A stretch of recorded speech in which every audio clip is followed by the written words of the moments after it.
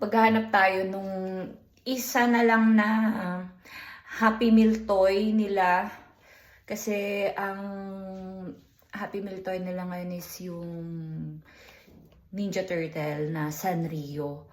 Pero ang kokolektahin lang natin is yung mga kulay green na toys nila.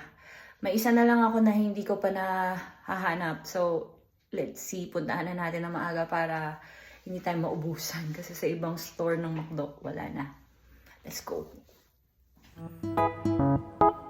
Ayan, pagkarating natin ng SM, pumunta muna tayong department store. Then after, pumunta na tayo sa McDonald's para umorder ng ating Happy Meal. Pero bago ako umorder, minake sure ko muna sa staff kung meron pa silang available na Happy Meal toys. So ito na, umorder na ako at luckily, meron pa sila ng hinahanap natin na Sanrio character, which is si Melody. Yun na lang ang natitira. Or I mean, yun na lang yung kulang ko sa gusto kong maging collection. Ay, happy kid na naman yan!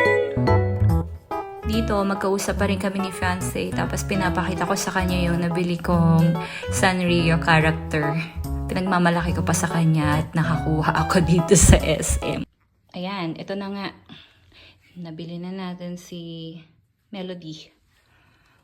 Ayan! Kompleto na ang magkakabarka. Ito, extra lang to kasi pipigay ko to kay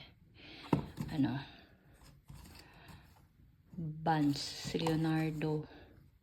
So, extra lang yan. Dito natin yan. Tadan! Kompleto na yung 4 na Ninja Turtles. So, let's unbox them one by one. Let's go!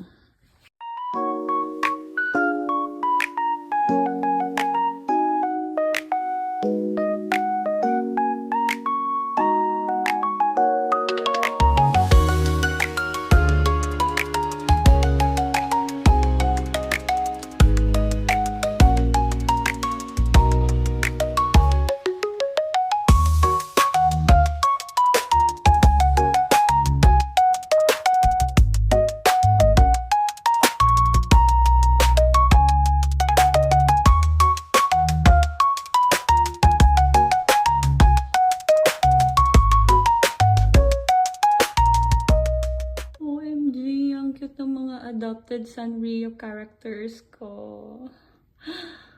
Ay, ang cute niya dyan. Ganda niyang tingnan.